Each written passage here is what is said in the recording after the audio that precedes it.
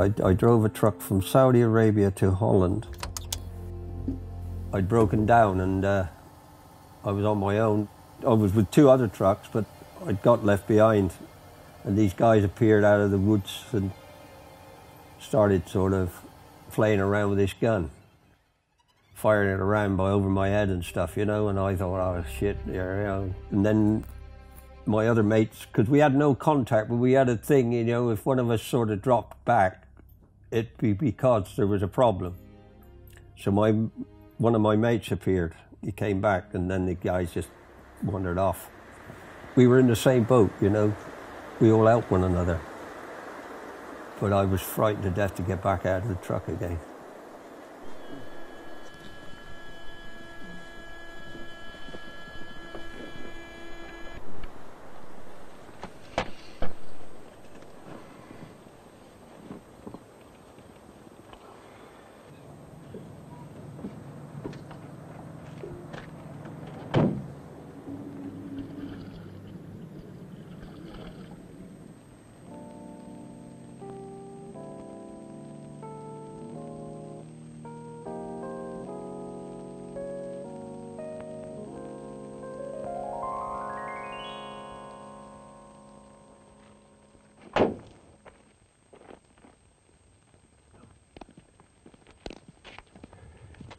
Hallo. Hallo. Oh, servus. Servus, wie geht's? Ja, es geht gut. Ja? Ich gehe nach Hause. Wo gehst du hin? Ja, ich muss nach Dubai. Läuft mit.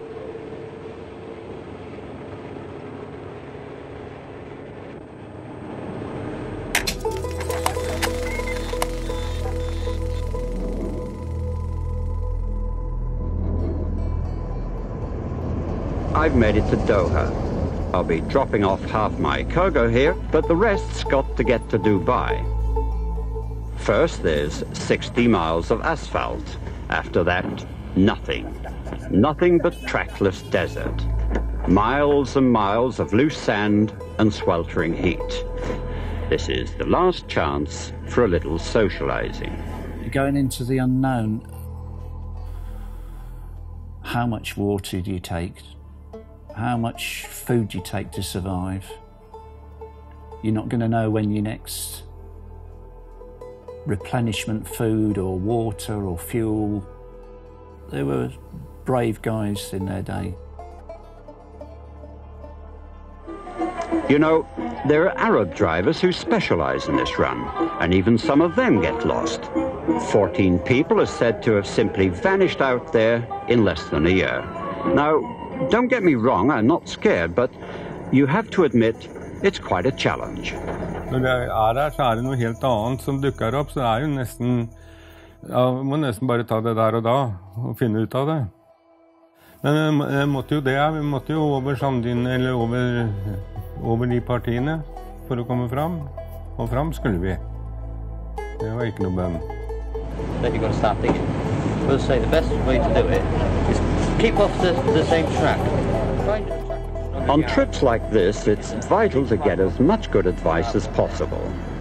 This guy knows quite a bit about the desert and warns me about some tricky spots.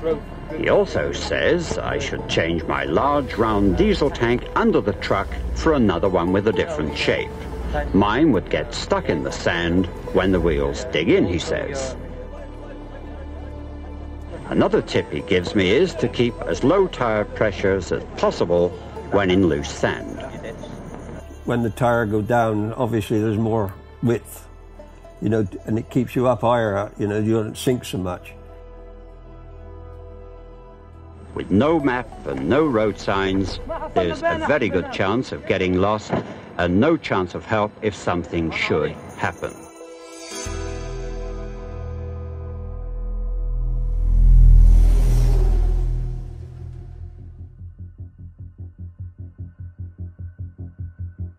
Enten måtte du kjøre i 10 kilometer, og satt i sånne vaskebrett, eller så måtte du kjøre i 65-70 kilometer for å flyte oppå. Men så det jo litt risiko å kjøre litt for fort i sånne situasjoner, for det kunne jo hende det at det plutselig så var det sanddyne en meter eller to rett ned. You just straight down. It looked the same on the surface, you know.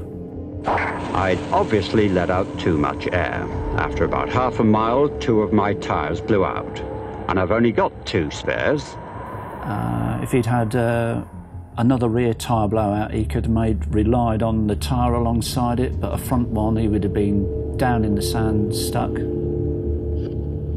How would he have got out of that? In those days, there were no mobile phones. You couldn't walk into a call box. What happens now? You could die. You could definitely die.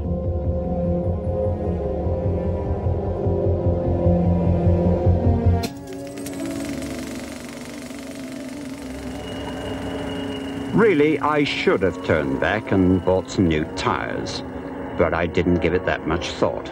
If you're an explorer, you're an explorer.